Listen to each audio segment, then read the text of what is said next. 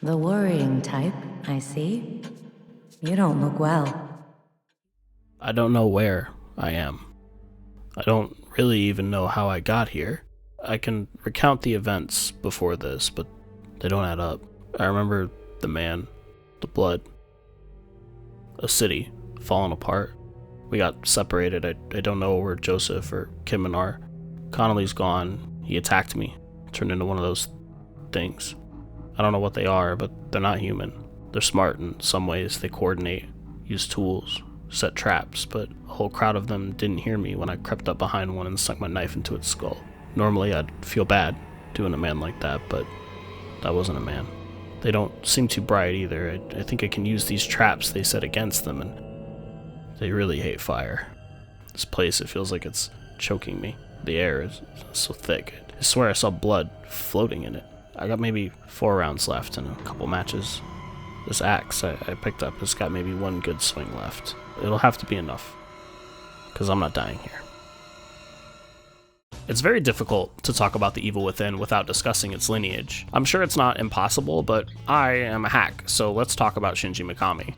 Cards on the table, this man is probably my favorite video game director. Game development is a collaborative process, and I don't at all want to minimize the impact everyone working on a game has and how it turns out. I think that in general, when discussing these kinds of gaming auteurs, we could all do a little better about recognizing how many hands guide the works we get. But I've noticed a through line and mechanical focus in Mikami's work specifically that really resonates with me. Whether it's the consumable-based super moves and general counter-hit focus of God Hand, or Vanquish tying your bullet time and Boost Jet Boot Scootin' to the player's regenerating health bar, a Mikami joint is almost always defined by the carefully weighted decisions you make within its gameplay systems.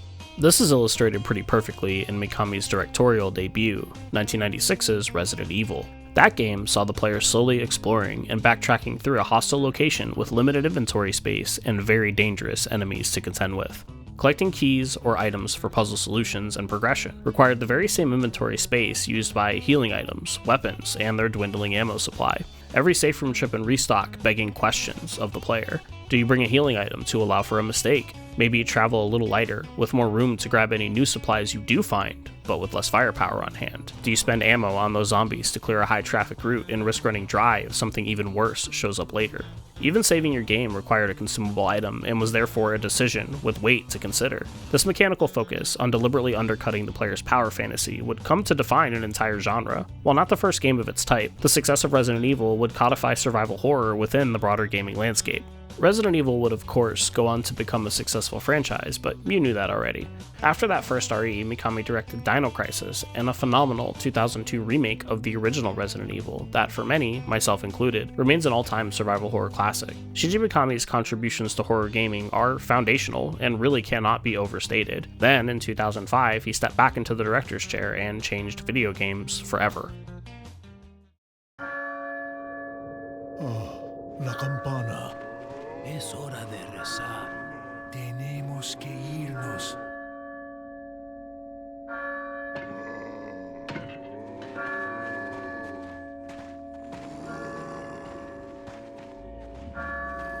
Lord Sattler.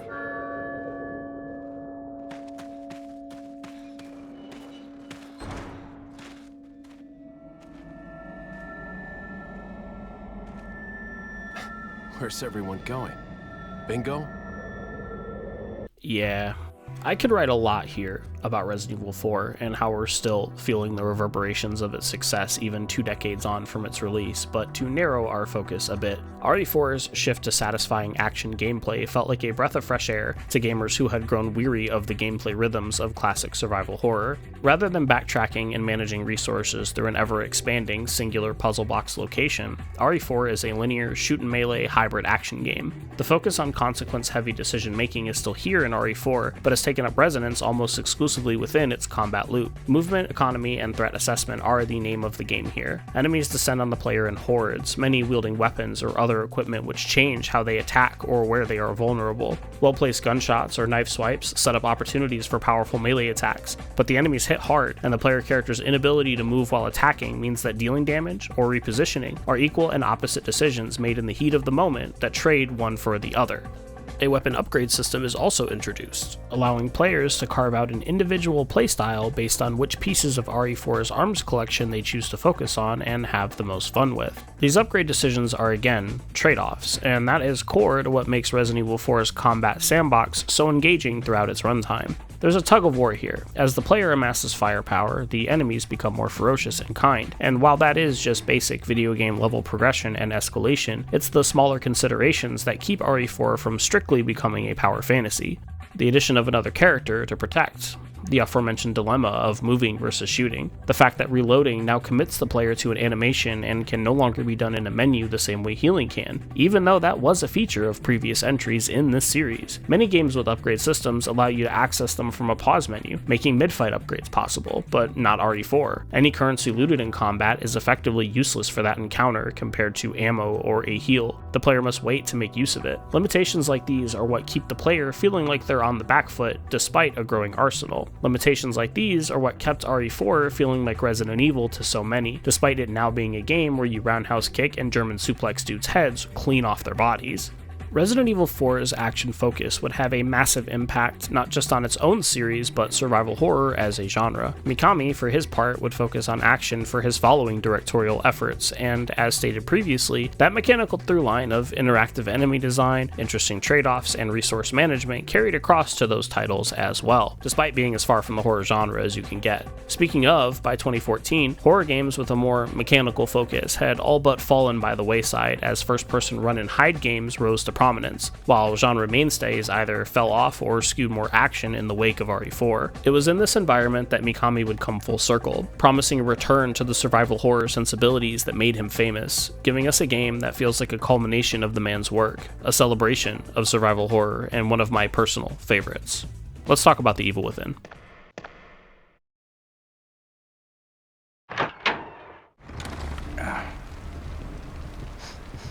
Smells like blood. All right, stay sharp.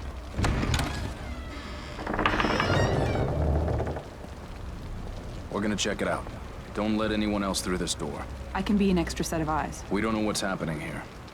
You're a backup. A mental hospital. Corpses strewn about the lobby. Our protagonist may be a grizzled detective, but this will not be just another day on the job for Sebastian Castellanos. A lot happens in this playable intro chapter. Sebastian is almost immediately separated from his partner, disarmed, strung up, and attacked by a chainsaw-wielding maniac. This hospital is revealed to be some sort of murder factory, and Sebastian is lucky to get away with his life, escaping into an ambulance alongside other survivors as the city itself begins to unnaturally shift and contort. Sebastian is thrown from that ambulance as it careens off a sheer drop that wasn't there before, and wakes up hours later, in a forest on the outskirts of the city. We are all alone once again, and ready to survive some horror. It becomes pretty clear pretty quickly that The Evil Within takes place in a kind of alternate reality, with the what, why, and how revealed as we progress through the story. The narrative is one of the more frequently criticized elements of The Evil Within, but I think the story mostly works and facilitates the kind of game we're playing here quite well. Granted, it is not at all told in a straightforward manner. I don't have time for this, Detective. Neither do I.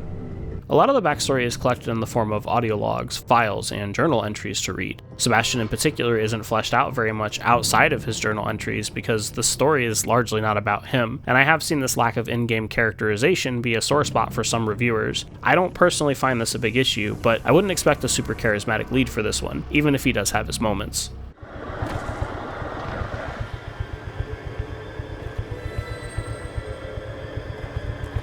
Bad dog. The DLC is also a must for a better understanding of the major players involved in the events both leading up to and behind the scenes of the main game. It's a little more legwork than some might be willing to put in for their game stories, but it can be a pretty fun puzzle to piece together if you're up for it. Especially after you beat the game and unlock the model viewer, which provides backstory and context for the game's enemy roster. On a side note, I absolutely adore these kinds of gallery unlockables, and more games should have them. To be clear, I'm not recommending The Evil Within specifically for its story, but as it is presented as a kind of mystery by the game, I don't really feel that it's my place to spoil it here either, so I won't be doing that. Don't expect a story analysis here, but we are absolutely going to talk atmosphere and gameplay, because that is where The Evil Within shines brightest.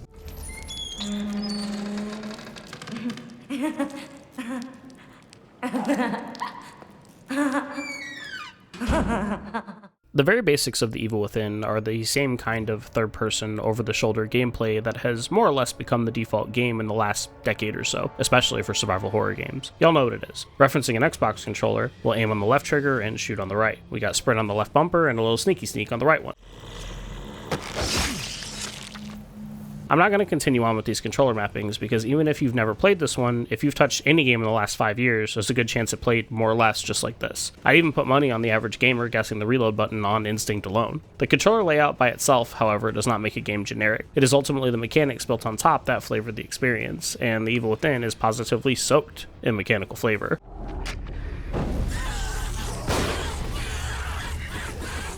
When trying to do the horror thing in a video game with combat, there's a delicate balance that you need to hit to really foster tension in the design. The more capable the player character, the less likely the enemies are to inspire dread. While The Evil Within is packed with awesome and memorable monster designs from the absolute GOAT Ikumi Nakamura, It's spooky. the primary threat you'll be contending with are the Haunted, a zombie-like enemy not too dissimilar from RE4's Los Ganados enemies. Much like the Ganados, the Haunted are fast, durable, use a variety of weapons. Wait, is that a gun? And even set traps. Unlike the protagonist of RE4, however, Sebastian is not as quick on his feet or as snappy to control. I wouldn't call the game unresponsive. The game responds to your inputs just fine, but Seb's individual actions, like readying a weapon, disarming a trap, or stealth killing a Haunted, all have a certain amount of startup to them, and many of these actions lock Sebastian into uncancelable animations for their duration. Rather than a dodge roll or something similar, Sebastian has a measly 3 seconds of sprint to use for quick bursts of speed to dodge attacks or reposition himself, with dire consequences for overuse. These limitations make The Evil Within a very heavy game to play and move around in, and for me at least, it really works. The heaviness goes a long way in shaking the player's confidence as the Haunted bear down on Sebastian, and windows for escape or counterattack shrink ever smaller. You really do not want these things in your face, and getting snuck up on, or even worse, surrounded, can make for some of the most tense encounters you can have in a game of this type. While Sebastian is very deliberate with his available movement options, he is far from helpless. Our weapon roster here is a staple selection. The revolver is a reliable, lower damage workhorse, while the shotgun and rifle shine at close and long ranges respectively, though recoil, pump, or bolt actions keep the player off a spray and pray approach no matter which is equipped. Ammo can be looted from the environment and downed enemies, but reserve space is limited, so even if you do scrape up an extra bullet or two from exploration, you'll never have an abundance because you just can't carry very many. A full ammo pouch can be nice in its own way, but also brings a sting of regret every time you're topped off and find a couple more rounds you don't have the space for and can't bring along. This is very smart design because it gets the player constantly rotating through weapons and using up their ammo to make space for potential finds, and on edge if they run dry and those post-encounter searches turn up nothing. Out of ammo? If The Evil Within had a signature weapon though, it would have to be the Agony crossbow. Put simply, this thing rules. Not just for the utility it affords, but also the decisions its different ammo types and unique resources ask of the player. The crossbow has 5 different varieties of bolt that can be found laying around just like any other ammo, but can also be crafted with materials acquired from disarming traps found in the environment. Each of these bolts are incredibly useful, whether it's the high damage basic harpoon, enemy blinding flash, immobilizing shock trap, AoE freeze, or just an explosive bolt. A single shot from Seb's crossbow could be the difference maker in a difficult situation. Some of them even have a little more utility than may be immediately apparent. For instance, blinding an enemy with a flash bolt can be great for a quick escape, but will also open up Haunted to a stealth kill. Shock and explosive bolts actually operate on proximity, meaning they can be placed as traps and even recollected if not triggered. Freezing a boss to unload on them makes a ton of sense, but a single freeze bolt can also just insta-kill whole groups of enemies with its AoE. The bolts are not created equal either, so what bolt you use in what situation is also very much a question of resources alongside utility or playstyle. The fact that the Agony bolts are crafted from disarmed traps is actually super interesting as well, because in The Evil Within, these traps are just as dangerous to enemies as they are to Sebastian. Knowing the traps exist at all is enough to keep a player on their toes. But once a player eyes a bear trap or an explosive tripwire, luring an enemy back into it may be an even better course of action than simply disarming it and taking the goods.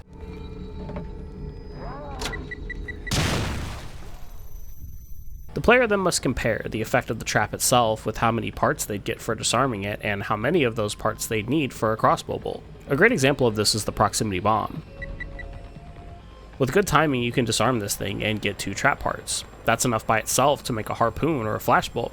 Not bad. Now, let's say there's a group of enemies in the area. It might make more sense to lure some of those enemies to that bomb and shoot it, foregoing the parts and trading a handgun round to make use of the explosion. That bomb is worth 2 parts, but an explosive agony bolt takes 3 to craft. Maybe at that moment, for that encounter, simply triggering the bomb is the better option. Maybe you do disarm the bomb and just keep the parts for later. There really isn't a wrong answer here, and these kinds of decisions, these trade-offs, are exactly what make the moment-to-moment gameplay of The Evil Within so engaging to me. Well, that and, lighting folks on fire.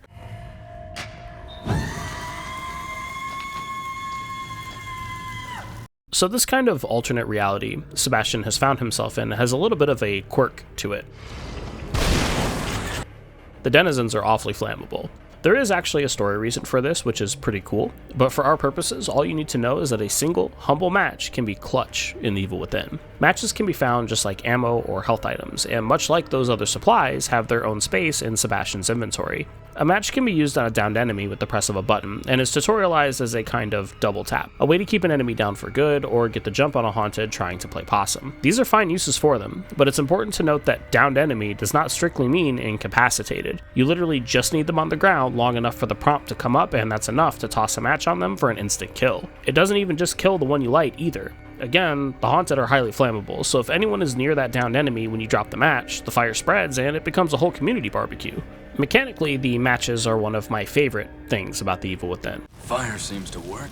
They might sound overpowered from how I just described them, but they're really not. The startup on striking a match is pretty significant, and Sebastian is locked into an animation that leaves him vulnerable for its duration. To use them in combat and get the most out of them, you really have to have a good feel for how long they take to light, knowing if you have enough distance from other haunted so you don't get got before you can get the match down, but still have those enemies close enough to catch when you do light the one at your feet. The haunted are a dangerous and unpredictable enough enemy that this decision is thrilling every time you make it, and getting 3+ bodies with a single match feels amazing to pull off. How many matches you have plays a lot into your decision making in the heat of the moment. A couple matches in your back pocket might mean a handgun round could be better spent on a kneecap versus running that risk of missing a headshot. Bear traps and shock bolts also trigger the match prompt as well, so using matches feeds back into the rest of your kit and general environmental awareness quite nicely. Speaking of, it pays to comb the environment, not just for traps, but for consumable one-off weapons to make use of as well. Once found, a small hand axe or torch can be swung for a one-shot instant kill, using up the weapon and saving some of your own resources. These things don't swing too fast, and you gotta get up close so they can still feel risky to use, but there are a few things as satisfying as a good old hatchet twofer.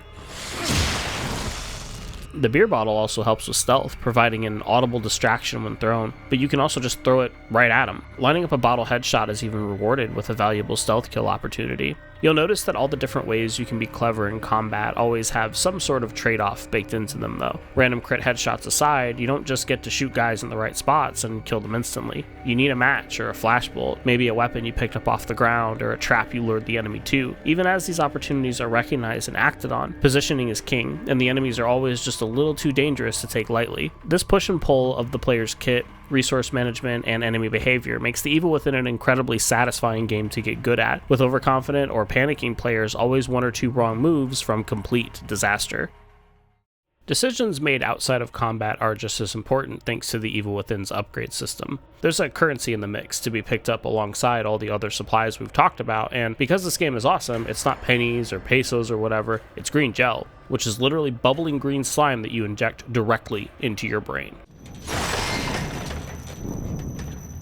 There now. You see? All better.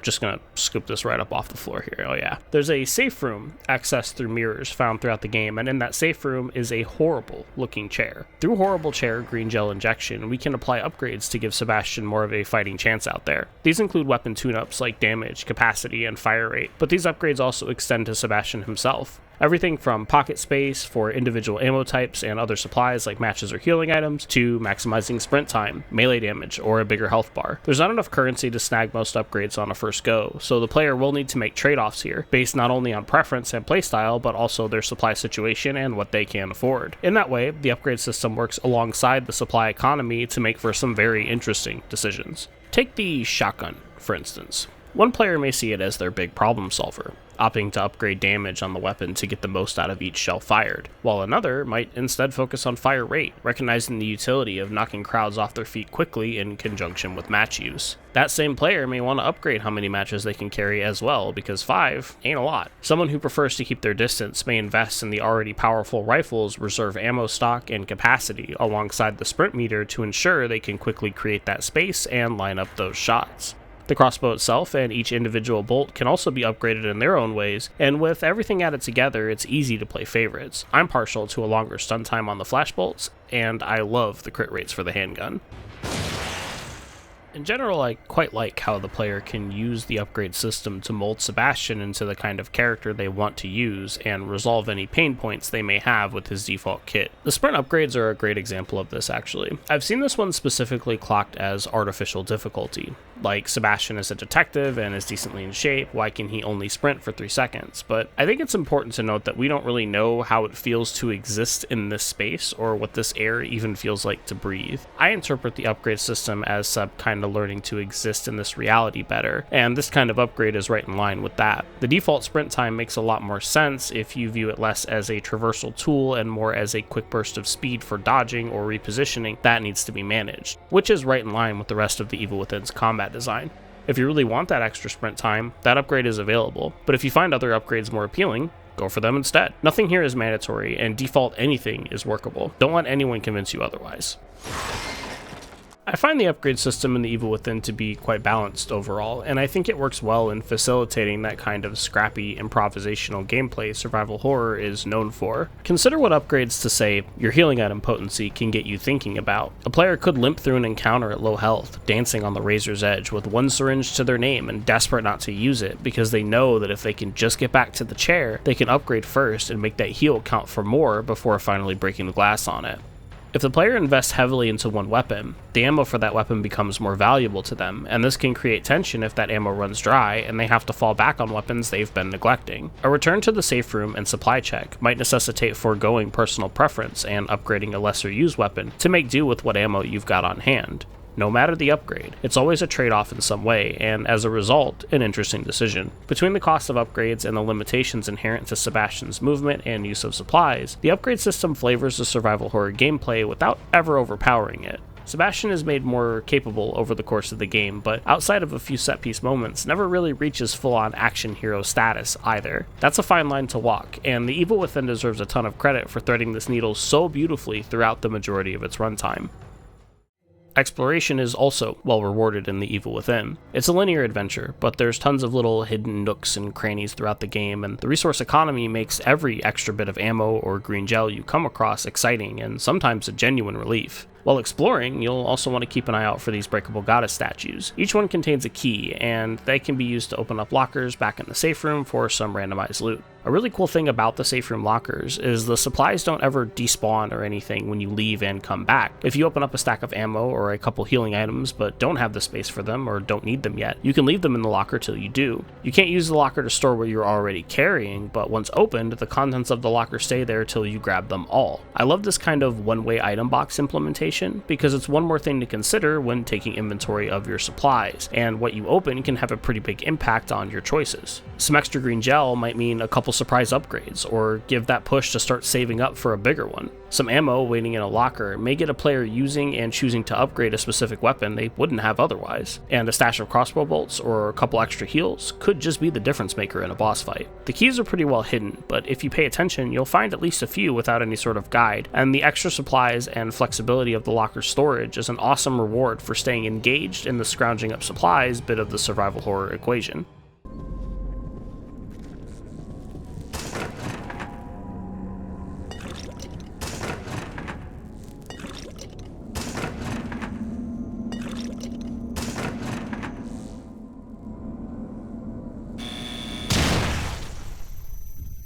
So it's worth mentioning that this game will just kill you. By most metrics, even on its easiest setting, The Evil Within is a pretty difficult video game. Enemies are aggressive and hit hard, and many of the bosses have at least one instant kill move.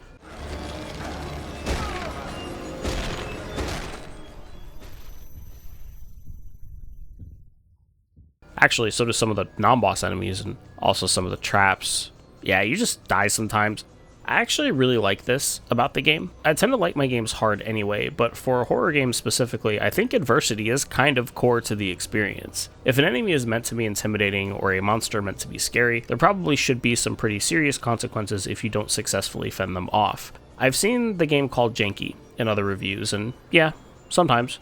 But with a good understanding of the mechanics at play and the options available in combat encounters, I'd say any damage taken is on the player way more often than it isn't. That's not to downplay how frustrating getting one shot can be sometimes, but overall, if you check your ego at the door and play by its rules, The Evil Within is an incredibly satisfying challenge to rise up to, as expected of a Shinji Mikami game. Sometimes you just gotta stop blaming and start gaming.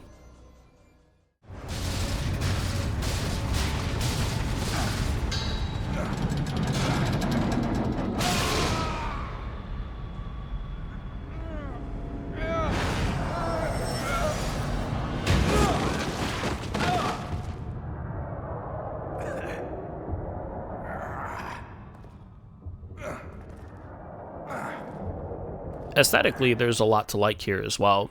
I mentioned previously how much I love Ikumi Nakamura's monster designs, and yeah, her work here is some of the best stuff this side of Silent Hill. Sebastian and Joseph specifically also have this classy noir detective look to them, and that contrasts super well with the clear grindhouse influence that comes through when the game wants to get gross, with a heavy film grain overlay that complements this aesthetic mishmash quite well. The game also launched with this super wide aspect ratio, and big old black bars at the top and bottom of the screen. They've since patched the game, and you can now turn this off in the menu, but at the risk of sounding like a crazy person, because I know this opinion isn't popular, I really like the letterboxing. I've never found it to be the obstruction I hear it often described as, and combined with the film grain, the letterboxing adds a lot to the cinematic feel of The Evil Within, at least in my opinion. If you disagree, you can always turn it off, but I think the intended look here is quite striking.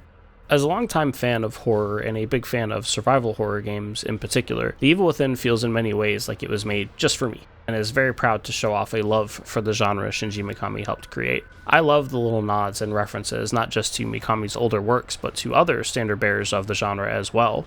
These fake posters for Black Hair Curse and The White Fog, for instance, always get a chuckle out of me. The game also has a ton of replay value, and in general just wants you to play it. Between the collectibles, New Game Plus, higher difficulties to challenge, and the DLC, there's a ton to do here, and for achievement hunters, this list is one of my favorites. A lot of these get you approaching the game very differently, and beating the unlockable Akumu mode where everything kills you in a single hit is to this day one of my favorite feathers in my gamer cap.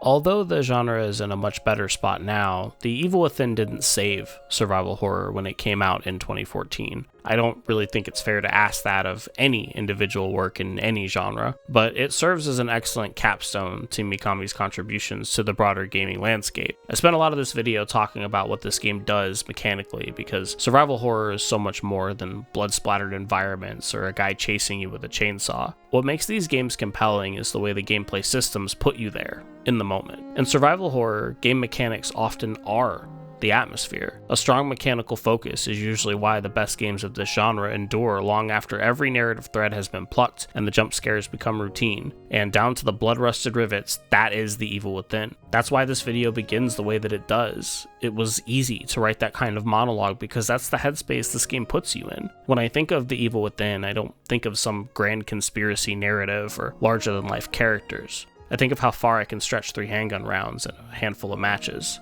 I think of avoiding traps and praying that Haunted doesn't see me before I can get by him. I think of running for my life as my stamina drains and I narrowly avoid a lethal grab. I think of the relief of a faint clair de lune in the distance.